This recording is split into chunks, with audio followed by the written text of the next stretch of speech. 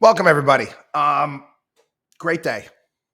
I'm sorry. I know this is going to maybe throw some of you people out that maybe took too many economics classes or buy into conventional wisdom.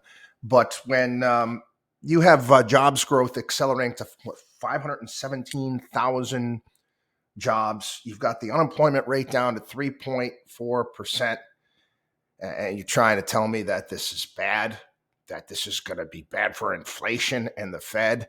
That is the biggest bunch of bullshit going. Sorry, it is.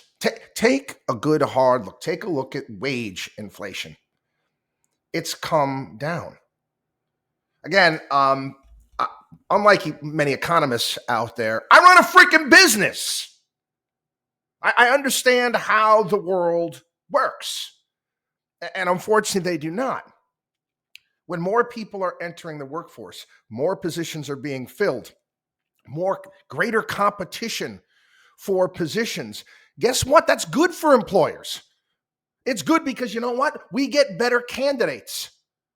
We get better candidates, and yes, you don't have to overpay for staff. Yeah, one of the phenomena that there was all the conversation over the past year and a half are the people that are quiet quitting. Oh, quiet quitting, mailing it in, not working so hard. Freaking slackers. I don't like slackers. I don't want slackers. Slackers are not productive. Slackers are not good for business. Guess what, quiet quitters? You better get your freaking act together or you're going to get shown the door. That's a good thing. It's not a bad thing. This is good for the overall economy. It's going to help when it comes to productivity. And I'm thrilled by this number. And I think people are starting to get it. I think they're starting to get arms around it. Not too long ago, people were like, oh my God, this is terrible. The Federal Reserve, they need to destroy the job market in order to deal with inflation. Now, that's that, my friends, is Huey. It's not true. You don't have to do that at all. And again, I think the Federal Reserve has come to the conclusion that, gee whiz, we can't fix. We're not going to do anything when it comes to wage inflation. We got to allow this to work its way through the system. You don't have to tinker with it. Get the hell out of the way. Again, all free money it's drying up now, kids. Yeah. And was it that May is the last day for that Biden put forward for all the COVID measures and handouts and giveaways and other bullshit? Republicans are trying to push that number to today. The quicker you get rid of all that crap, the better off we're going to be. And again, in another "see, I told you so" moment from the Watchdog on Wall Street show, when all of this shit was instituted back under the Trump administration, yes, Biden kept it going. But for all you super Trumpsters out there, Trump started this crap. Oh, yes, paying people not to work, and you don't have to be evicted. And guess what? We're going to give out greater food stamps. Then we're going to send out stimulus checks to this person and that person. What a bunch of, I mean, honestly, what a waste. What a waste. And again, you paid people not to work. What did you think was going to happen? Guess what? Now people are recognizing that, gee whiz, I might have to go back to work. Great. Again, nothing to do with the Federal Reserve. This is Washington, D.C. policy. I did a television show this morning out of Los Angeles and explaining this to the panel as best I could. And we were talking about different aspects of inflation. I said, we go to the grocery store, see the high price of things here and there. Obviously, certain items have to do with fossil fuels and the cost of fossil fuels, which then translates into, fertilizer and a myriad of different things out there. But, you look at eggs. Now, I eat a lot of eggs. I do. I go and I get my cholesterol checked every 6 months, but I'm pretty much a carnivore through and through. And there's only so many protein shakes you can have over the course of the day. And I happen to like eggs, but they're freaking expensive now. I mean, they're much more expensive than they used to be. And, you know, that translates into the high cost for many other things that eggs go into, correct? It's an input cost. So, you know, what the flip can the Fed do about the price of eggs? Put masks on chickens? You can't do it. It's the avian flu problem. Once it clears itself up, you know, the problem will fix itself, and hopefully they'll hope to mitigate it in the future, and they can learn from it.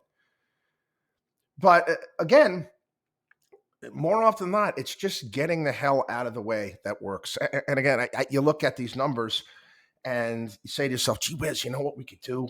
You know what we could do as a country if maybe we can get rid of some ridiculous regulations and get small businesses excited again to go out there and build and create. There's nothing greater. It's my job, is building wealth. It's great to see people do well. It's great to see people build wealth. And again, I look at this number, and you got all the divisions that we have in this country, all of the issues that we have.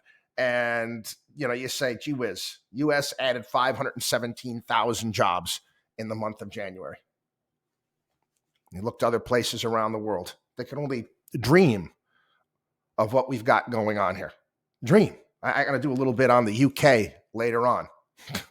Countries. Sorry, all you Anglophobes out there, all you people that watch The Crown 5 times. The UK is a disaster. It's a disaster, and many countries in Europe haven't figured it out. Again, they're dealing with issues, mistakes they made when it came to energy, and it's costing them. You had the ECB yesterday raise rates. UK raised rates as well. They're behind the curve. They're catching up to us, but they're going to have to lower them at some point in time. They're going to have to. They're not going to have the type of growth that they need. Again, it's too much government. Too much government. And again, we'll get into the UK a little bit later on. But anyway, had a myriad of earnings numbers come out after the bell, and missing expectations. Again, I wasn't thrown off at all by the numbers that came down the pike. Amazon still has a lot of work to do, and they seem to be doing it. We know that they have been instituting it, and again, they need to create greater efficiencies. Some of the other numbers as well. Google's going to be fine, and I'll tell you why they're going to be fine. And many other companies that deal with digital advertising, the big ones. Why Meta? Take a look at Meta stock has gone through the roof. We discussed this here on the program. You know, the fact that, you know, how does a high end, not even high, I mean, how do certain retailers that normally would advertise on TV, when people, you know, a large swath of the population, they don't watch TV anymore. They stream stuff, and they pay extra, like I do. I pay extra not to watch commercials. Again, it's time factor. You know, I don't watch something. I want to, you know, the quicker I can get through it, that's great for me. You know, that's fantastic. I don't like watching commercials. Okay. They have to find a way through. When I utilize YouTube, YouTube's got their little embedded ads and things that you watch. No, skip ads. They're not getting paid on those ads. They're not. They get paid when people watch them. That's some of the metrics. So again, I guess they may get some people. It doesn't cost companies to run these campaigns that much. They have to, you know, again, hopefully if someone's watching, then they're interested in it. Anyway, neither here nor there. There are other social media outlets out there that are going to get crooked, and they are, like Snap, for instance. You're cutting back on your digital advertising. Where are you going to cut back on? You're going to cut back on what you know is going to work. You're going to cut back on stuff you were taking flyers on. I saw a commercial for Snap this past week on regular TV, and it gave me the freaking creeps, man.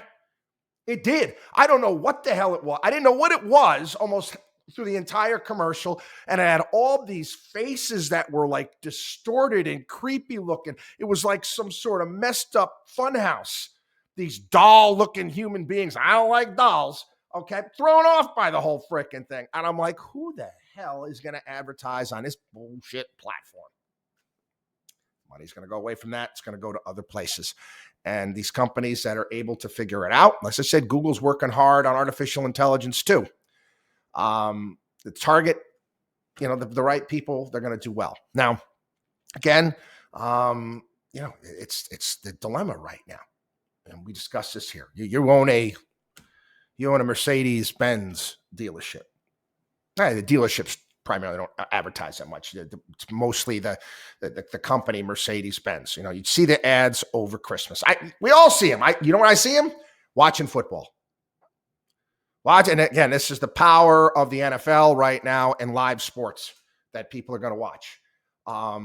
You have an audience that's paying attention. You do.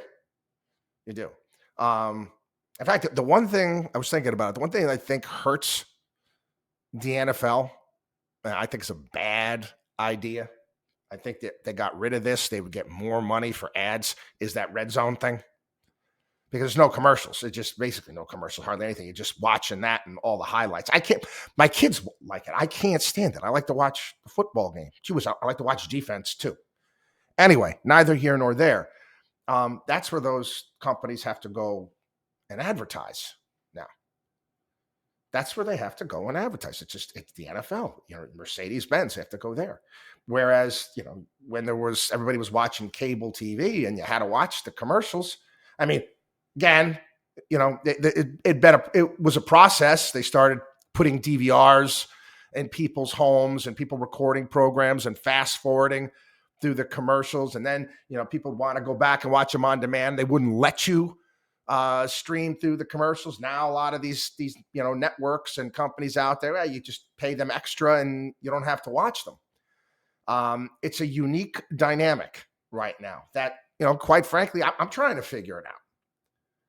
I mean, I see on Facebook how you get some high-end retailers that are reaching out in ways, they obviously have their algorithms on me and others to see what they're trying to hit us with. But it's going to be an interesting dynamic moving forward.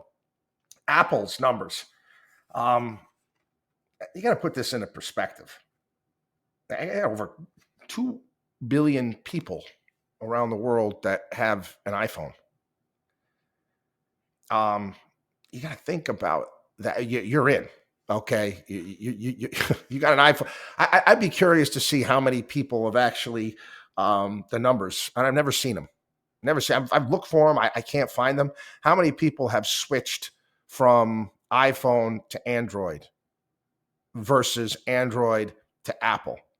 Because once you're in that iPhone sphere, I mean, they're getting money off you. You're paying into it. I mean, I see it. And I see it. You're paying for the iCloud and you're paying for the music and you're paying for this and you got Apple TV and all this stuff. And it's they got a hell of a business. I mean, you take a look. If you take a look at just their services business, the money they just did off services. And I've always told that story about blue chips going, even blue chips can die. At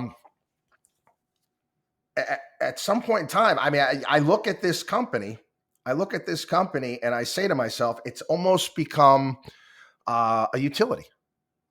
It's almost become like, you need to have heat and electricity.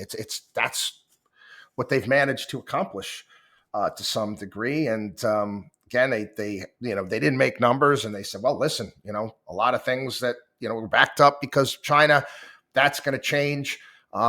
They didn't in the last quarter. Their Macintosh numbers weren't that good, but I think people were holding off because all of their new Macintosh computers were just released now.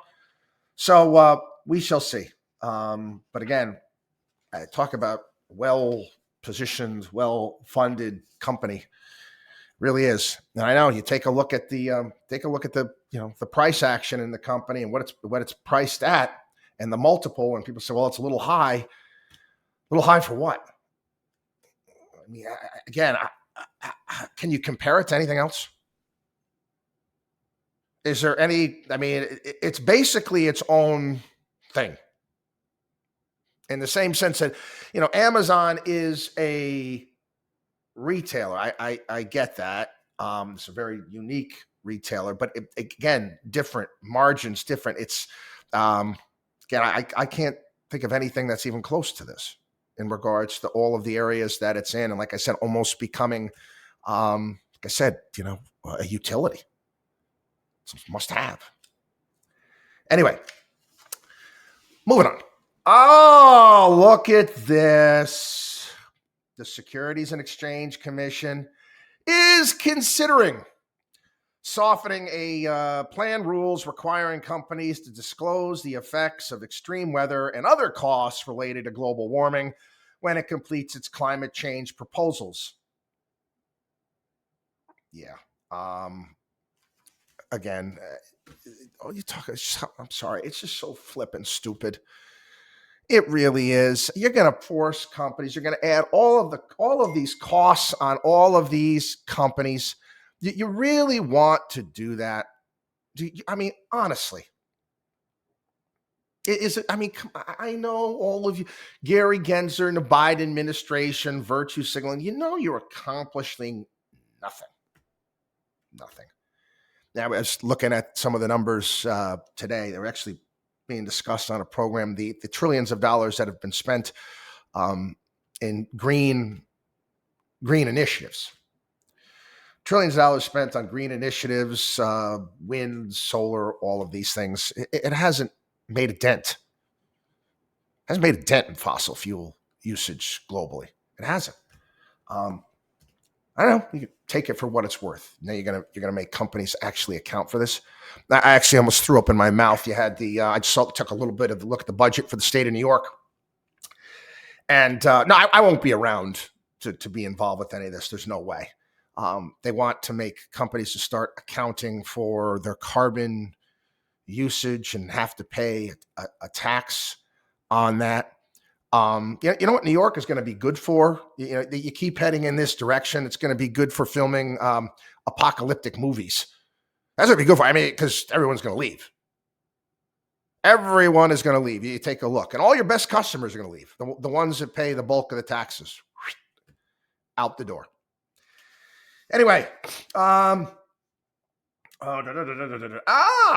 This is what I want to get to. Again, this is another story. Great story. Great news as far as on my front. You hear how I preach here on the program when it comes to investing and dollar cost averaging and not doing stupid crap when there's sell-offs and bear markets. Americans largely stifled the urge to reduce their savings rates and sell stocks in their retirement accounts last year, even as the market declined and inflation soared. About 90% of investors in 401k style retirement plans maintained or increased their savings in 2022. Yes. Good. Stop listening to the idiots out there. Dollar cost average. What do we say? When markets are down, that's when you have to be FOMO. That's when you have to take advantage. Great news as far as I'm concerned. Interesting piece. Again, I rant and rave here on the program in regards to college costs. The fact that colleges and universities are hedge funds. It's what they are. They're hedge funds with nonprofit status, and you can't convince me otherwise. They're businesses. Don't get into the bullshit that they're freaking nonprofits. Horse manure. Anyway, story today in the Wall Street Journal is actually an op-ed. I'm actually talking about the 4-year model of undergraduate education and where it came from. It came, actually from, medieval colleges, because at that point in time, there was no practical way to get a classical education in less than 4 years. Okay. But in the end, 20th century college curriculums had added much beyond the old classics. From the 1960s to the 1990s, higher education absorbed vocational training, physical therapy, accounting, marketing, hospitality management, even culinary arts. Mastery of these pursuits doesn't always require a uniform 4-year program. The core of, say, a hospitality degree might require only 1 year of study. An accounting major might need 2 years in the classroom and a third on the outside. All the while, the costs of the mandated 4-year degree continue to soar. So why are colleges and universities still stuck in the 4-year groove? Money. I answer that question right there. It's money. It's a business. You're going to force kids to take classes that they don't want to take. I had to do it. It sucked. It did. You need to have this requirement. You need to have that requirement. I kind of learned the game after a while when I was in college because I was working and trying to pay for school. And sometimes after, cleaning up the bar at night, we didn't get out till 4 o'clock in the morning. And I had a class I had to take as a requirement at 8 o'clock in the morning. And I go to the professor at the beginning. I say, I'm never coming here.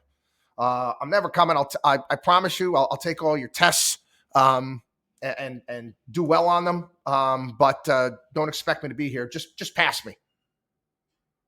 And again, I aced the test, but then I would get some, a C grade because I wasn't there for class participation. Whatever, dude. I mean, again, it's a racket. It's a scam. It is what it is. My other suggestion, and I don't hear anybody talking about this, certain degrees should cost less than others. I laugh. My alma mater, Syracuse University, I don't know, what is the thing, about 80 grand a year now? Somewhere around there. Again, they give aid, but they have a school of education. School of education. You're going to go and you're going to spend that type of money to become a school teacher? That's just stupid. I'm sorry. And anybody listen to the program right now, oh, my kid's going to a private school, wants to be a school teacher. Stupid! Go to the state school. It's priced accordingly, okay? The whole thing, the whole concept is dummy. It's some of these other, all right, you want to have 14th century Russian literature, you want to do gender studies and women's studies, fine. The cost of those degrees should be nothing, because guess what? There's no jobs in that field, for crying out loud, unless you want to, again, get a job at another college teaching a useless degree. Price the degrees based upon what you're going to make getting those degrees. Now, again, it's, I get it. You can get a gender studies degree and someone may give you a job and you may make a fortune or doesn't make any difference. Okay. Doesn't make any difference. In the same, like I said, in the same way you go to a department store. Okay. I can go into Bloomingdale's. Okay. And they'll have Canali suits and priced at this. And then they'll have Hugo Boss priced at this. And then they'll have a lower brand priced at this. Again, they're different. Go to college, university. Why can't certain degrees be priced differently? But again, why do you have to, in certain degrees, you want to get a job? The purpose is to go and get a job. Okay. It's no longer, let's go find ourselves in college and figure out what we want to be. It's too freaking expensive. It's over. What they should be is be tasked to creating a great workforce. And I talked about this in terms of medical school as well. It was just a study I read, and I can't remember it off the top of my head. The kids that want to go to medical school, that want to do, that they don't know when they're a junior or senior. They know going into college. So why not have some sort of fast track program for them, making it easier on them to do their pre-med requirements before going off into medical school and making them take all of these other things? Why not? These guys they already got to spend enough on medical school. Do you really have to bang them over the head to take some required class on diversity that they got to pay thousands of dollars for? Really? Anyway, story today. Another story talking about the fair tax. We've talked about it here on the program. There is a bit of a push in Congress to head in this direction. It is going to be an uphill battle. And to be quite honest with you, I don't think we have I don't think we got the horses in Congress right now. The type of leadership that we have to kind of go out and explain this to the American people. It's going to take a lot of money. It's going to take a lot of effort to go out and explain the benefits behind this, because like everything else, it's easy to just destroy. Not to mention the fact, and I've mentioned this before, okay, the fair tax in of itself is bad for politicians. This is why it's so hard. And again, story today, John Cochran. He's a Hoover Institute scholar at the Cato Institute. And I was thinking about shooting him off a message. He had a good piece talking about, and he's using precedent, talking about how long the 8-hour work week took and how long it took to get the civil rights bill passed, all these things. And I get all of that. This is different. This is different. And I would explain to Mr. Cochran that, and again, I want this too. We have, again, I think you'd have to have term limits in place almost before you have. First, you got to get rid of the income tax, and you'd have to have term limits in place because the power is vested in politicians. It's vested in the tax code and the Federal Registry. They're able to give cutouts, handouts, giveaways, and then collect checks. I mean, how do they make good on things? They can also give you a contract here or there, whatever it may be. But much the power that politicians have, again, I equate it to Superman and the yellow sun. Again, Federal Registry and tax code. You take that away from them because that's what this does. It takes away a major source of political power, and good luck getting politicians to go along with that. Okay, again, equal opportunity basher here on the program. This is just flipping stupid. There's no other way to put it. This is just stupid. Alejandro Mayorkas, again, Homeland Security Secretary, is emerging as the Biden administration's biggest target for House Republicans who seek to make him the first cabinet secretary impeached in more than a century. His GOP critics and some centric Democrats say the secretary hasn't done nearly enough to curb record illegal crossings at the southern border and prepare for the coming end of Title 42. That's coming. That's in May. That's part of the whole COVID stuff that's going to go away. It's going to be a free-for-all after then. Okay. Mayorkas. I'm going to explain this to everybody again. Mayorkas does what he's told. Okay? He does what he's told. He works for Joe Biden. Okay? Mayorkas can't go take a leak unless he asks permission first. Excuse me, President Biden, can I go take a leak? He can't do a damn thing. So you impeach him. I don't know. I know you're big game hunter now, and you want to put a head on your wall. Hey, we're the elephants. We're the big tough Republicans. Look at his head. Look at this guy we got. We took down Mayorkas, man. And it accomplished what? What exactly did you accomplish? Because Biden's just going to appoint another person that's just going to do what he tells him to do. How is this so difficult to understand? You got Republicans out there like fools, high-fiving one another. Let's go on Fox. Let's go on Fox and let's go on Hannity's program and tell how awesome we are because we're going to get rid of Mayorkas. Dude, I think he sucks too. But again, he's just doing what he's told, for crying out loud. It's mind-boggling. It is. All right. Up and away. Yeah. Yep. Fifth dimension. Yeah, we got the beautiful Chinese balloon, spy balloon, weather balloon. Who knows? Who knows what's going over the country right now? But U.S. Secretary of State Antony Blinken going to postpone his trip to China next week because of this suspected Beijing spy balloon. China is saying it's not a spy balloon. It's a weather balloon that went astray. You've got other people saying, shoot it down, shoot it down, shoot it down. Can we show a little, I'm sorry, I'm not going to shoot it down. Show a little restraint. If you find a way you can take it down, okay, fine. I remember this. I don't know about you. This was right after Bush became president.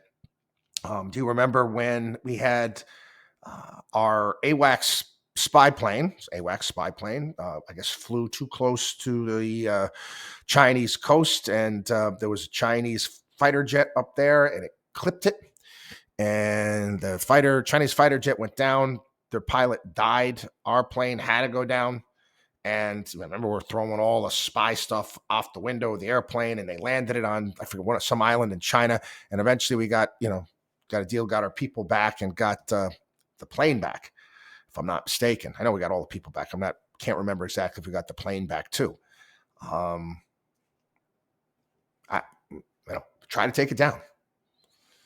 Try to take it down. I'm just, again, right now, we got global temperature that's pretty freaking high because of what's going on. And you got to see right now, Russia, I guess, is preparing a major offensive into the Ukraine.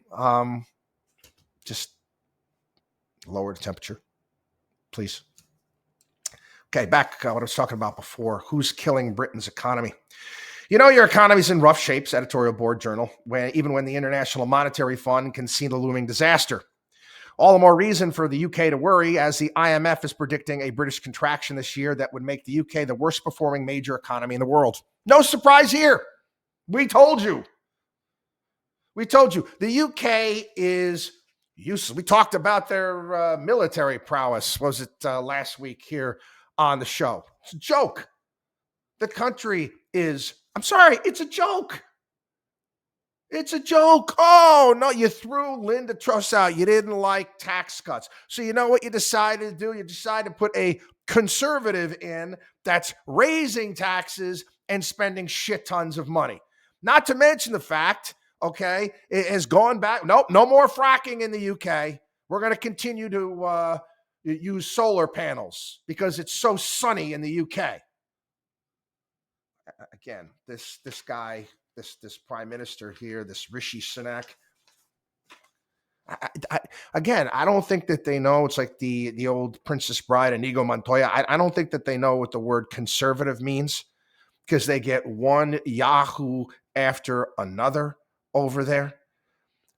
You get the IMF. The IMF, again, that's a Keynesian group of people over there. They're warning about what's going on in the UK.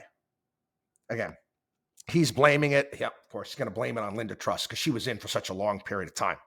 Oh, yes, because of Linda Truss, our interest rates went up, and oh, it's terrible, all sorts of stuff. Okay. He canceled Ms. Truss's plan to undo a decade of awful Conservative Party energy policy by allowing shale gas fracking in England. Again, you take a look.